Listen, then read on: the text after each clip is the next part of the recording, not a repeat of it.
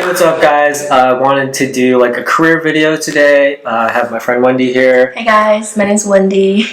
She's definitely like one of the more successful people that I know as far as like just being a together person. And, I tried. having a really great career, and I think she has a lot of things that she's learned that would be helpful for me and for everyone else to share, to talk about things that have helped both of us on our careers, our challenges we've had, and just things we've learned in general.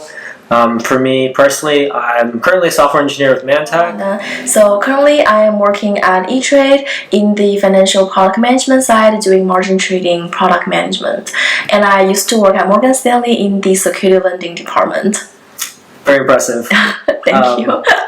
So for our first topic, guess kind of talking about your career path from college until now. Yeah. So I can start first. So I actually do have a very diverse background. Back in college, I had 4 internships before, and along with 3 part-time jobs. And all my internships are different. So the first one I had was taxation. Second was accounting. Third was bilingual translation, and fourth is market research. And then I was a cashier at the mall, at the coffee shop, also a bubble tea shop. So it's pretty diverse. And then I applied for the operation analyst program with Morgan Stanley, and then I received a full-time offer, and then that's where I started my career from that. Awesome. So tons of different things, different experiences. For me too, it was like I got a psychology degree, and then I wanted to do government work.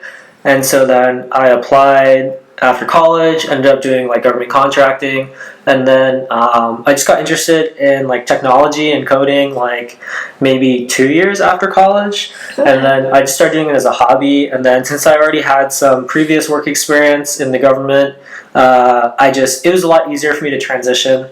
So now I do like software engineering, but like for government customers, and that's kind of been like my path so far. That's good. That's impressive too. So next topic, what are some things that like helped you on your career path so far? So I would say the first thing I want to mention is definitely my diverse work experience and background. So I got my first part-time job back in college, my freshman year, second semester as a cashier. Definitely the customer service experience helped me a lot in terms of finding my first internship, because my internship is at a CPA firm, and then I was mainly doing paperwork and explaining the taxation process to the customers, the clients, handing over the tax returns. So that involves a lot of like communications and along with customer service. And then like once you get your first internship on resume, it's so much easier to get the second, third, and then applied for Morgan Stanley's full-time job position, and I think they were pretty impressed with my like diverse experiences, and I think that helped me a lot. And then I would say the second one will be networking. Definitely try to utilize the people around you. The people around you will become like a valuable assets once come to like from the networking, finding a job perspective, definitely. So those are just like 2 things I want to mention that's been helping me since like college for my career. Awesome. I'd definitely say like something similar, like just try a lot of different things. Like I'm still young, but when I was even younger, like 20 or just getting out of college, I feel like in your 20s, like that's like your time to try a lot of different things. And like it's pretty low risk. Even if something doesn't work out, you get the experience, you get to understand what you like better, and like it can only help you. And like for sure, it's better to do it while we're younger, to just try a lot of things and then figure out what to do. And then like similar to what you were saying, I'd definitely say like building good relationships. It's like not just being good at your job, but like making sure you have like good relationships with your boss, your coworker. You never know who can help you, and like your reputation follows you wherever you go. Yeah, that's really true. And then the last thing that's probably helped for me specifically is just like trying to build new skills like in my free time, even if it's not like directly related to the job I'm currently doing, like with coding. Like I just started that as like a hobby in my free time. I knew like that's a pretty cool hobby. And it's like I obviously knew that it's something you can get hired to do, and when I started, I was like, if I never get hired, I can, like, I enjoyed it, so I was like, I wouldn't mind just doing it as a hobby forever. But luckily, yeah, it worked out. But whether it's like, maybe you start like a clothing business or anything, like a lot of things you can just start as a hobby, and I think that's another like low risk situation to try something new. And then if it ever takes off, like, it's awesome, and you can kind of pivot from there. I do agree. Totally agree. Yeah. Yeah. So for the next topic, we're going to talk about like how we handle failure in our career, or just in general. Yeah, in general. Yeah. So I can start off with me. So I definitely want to give out advice. First of all, just don't take everything too negatively. I know it's gonna sound very cliche, but it's really true. There's one phrase that like supported me the whole time. I think saying like an optimist sees every difficulties as an opportunity. Like that actually like supported me the whole time. I know like people always say it's cliche or whatever, but it works. And I always review my failure and then do some takeaways just like to see what I can learn from it. Like for example, if I fail from an interview, got rejected, I always reach out to the interviewer to asking for feedbacks and what I can improve next time for my interview. But don't get me wrong though, I do get really upset or sad. Even sometimes I cry. Like when I receive the rejection letter. But I mean, those are very normal. Like people should have negative moods. But it's very important just you have to cheer up afterwards. You can't just let it be down for the whole time. So definitely just I mean, no one's born perfect or to be successful. You have to experience a failure in order to be successful. True. Yeah, so I do agree with that. And also, maybe my second advice just, just be chill, I would say. Like, just be more chill and open. Like if we're talking about like just life here in general, relationships too, or just like job, whatever. Like if this is not the right career path or the right person for you, it's okay, just walk away. There are plenty of opportunities out there for you. Like you don't have to be stuck in this one like specific area, industry. You can just like explore different things. So I mean, you shouldn't let anything let down you. Just like you have to cheer up afterwards. Yeah. True. That's good advice. For me, I'd say like it's like trying to disassociate yourself from like you as a person and what you do. I think that's helped me a lot. So like that's a good point. Another way to say it is like don't take it personally. Like you're gonna take it personally as far as like it affecting you emotionally.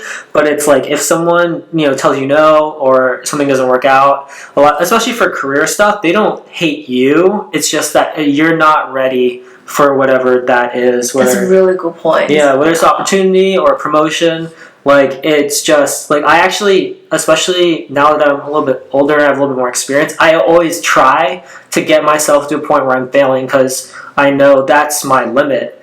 And if I'm not failing, I kind of feel like I don't know where I stand. Okay. Like if I'm not failing, I'm almost like not wasting my time, but I'm not in a place that I'm being challenged.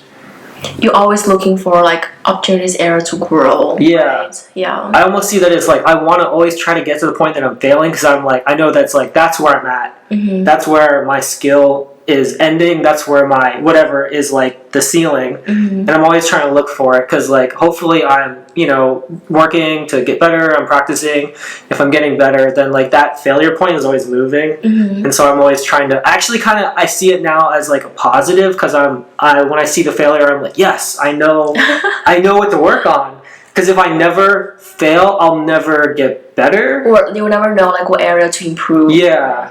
So, but that took a long. That's only recent. Like most of my life, I did not like it's that. It's never too late. Yeah. It's never too late. So that's definitely a recent thing. That's my probably advice is like try to see that positive of like it's a sign of an improvement area, and if anything, like now you know what you need to do. Okay. Because that's like whatever that thing you failed at is a sign. That's like the world telling you this is what I need to work on. Yeah. This is where my skill ends and what I need to do to get past it. Okay. And then just trying to like disassociate or just not. Don't take it too personally. Yeah. You as a person is different from you as the worker. That's really true. But that's what I would say. If I hear this like a while ago, I've been fried many times. Me too. Like, I only came from this point because of the same thing, like going through that so many times. I do this one. All right, guys. So for our last topic, we want to talk about like how we integrate into a new team. If we get like put on a new project, or the team's been changed, how we integrate into it.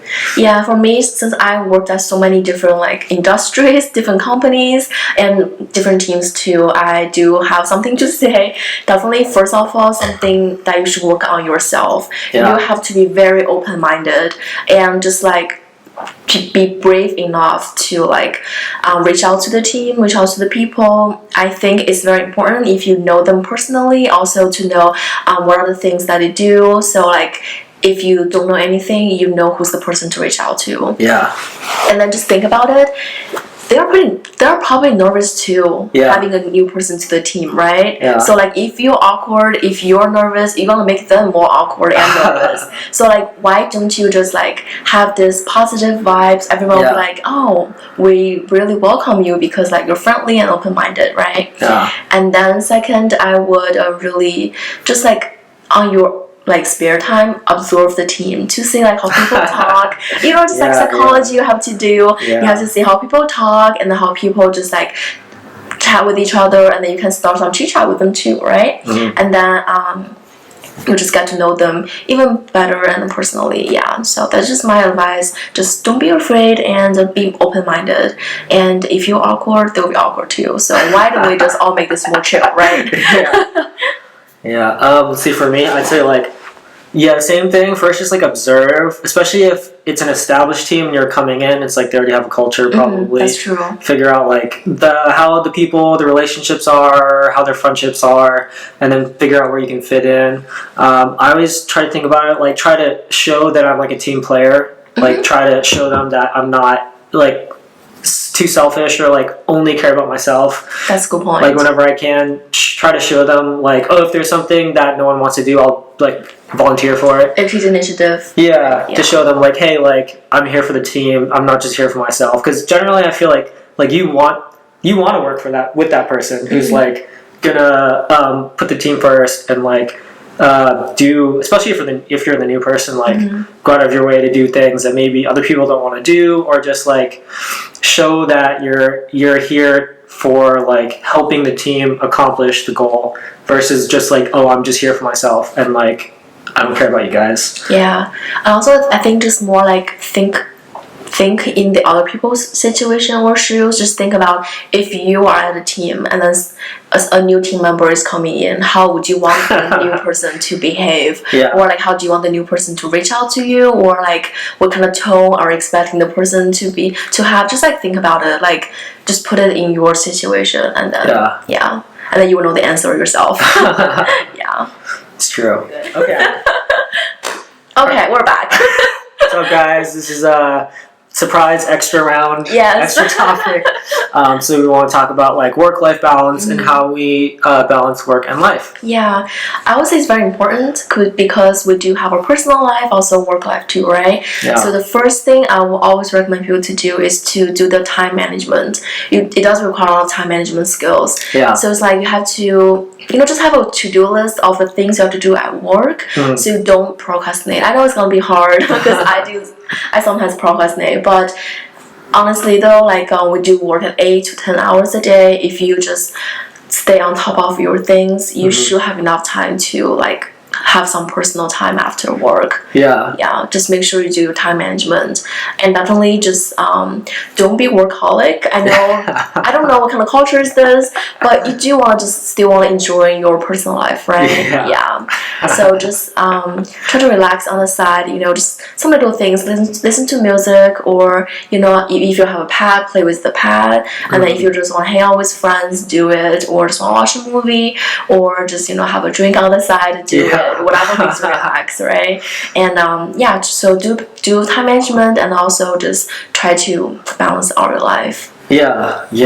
Let's see what I say. I have a hard time doing this just because like I feel like my life has kind of become my work somewhat. Workaholic. Yeah, it's just like I think like I'm kind of fortunate. Like I like my job. It started as a hobby. It turned into a job. So it's like that line kind of like disappeared for a while. Okay. But that's actually why I started doing things like the videos or like photography, because it's like when my hobby became my job, I didn't have a hobby anymore. Oh my god! So like I had to find something new to do. Mind blown. Yeah, I know. I was like, because I get off work, I was like, I don't want to code. I just spent 8 hours doing it. Right? Yeah. Same thing. Yeah. So. And just I guess one more thing to add. So before I was working at Morgan Stanley on the sales and trading side in security lending. So definitely I work 10 plus hours a day. That's just normal. And just because the value of the trade, also if the market's like is moving a lot, so also like a lot of settlements and like books and records have to do afterwards. So I know we do all have to stock at work. So I thought about it, like just maybe having a lunch break with my coworkers, or sometimes we do like a coffee, like a coffee, not a coffee chat, but like we just go to the pantry, just grab coffee or just grab water. So those little breaks really helps too. So it's more like you're hanging out with your coworkers, kind of have that social life, but then at the same time you can go back to work immediately. So that's kind of like a work-life balance too, in a way, right? Yeah. Yeah, I feel like that ties into like integrating to a new team as well. Yeah. Just like call back to the last topic. Yeah. For sure. Yeah, I feel like there's a lot of different ways to do it, whether it's like you have a side hobby or like your team has a good culture and they can help you balance it, and then time management or a lot of things you can do. Yeah. So like what do you do if you want to relieve like stress? Yeah, I think for me a lot of it's been the gym. Okay. It's like I sit a lot for my job, which I don't dislike, but if I don't exercise and get the blood flowing, I literally just start going crazy. I understand. Yeah, it's a struggle. Yeah. And then like for like photography or video, since my day job is very like logical, I like to have like an artistic thing to do. So it's just like that a different. Makes sense why you like photography and all that. Yeah, just like use a different part of my brain because I use the logical side so much. I just like it's because it's so different. It's like a break. It's like an actual break versus like even if I'm like not at work, sometimes I'll just think about it. Yeah, that's true. My mind is idle, but if I'm doing something that's not coding, I can only think of one thing, so it's like a true break. That's true. Yeah, there were times if I'm like sleeping or just close my eyes, I'll think about work.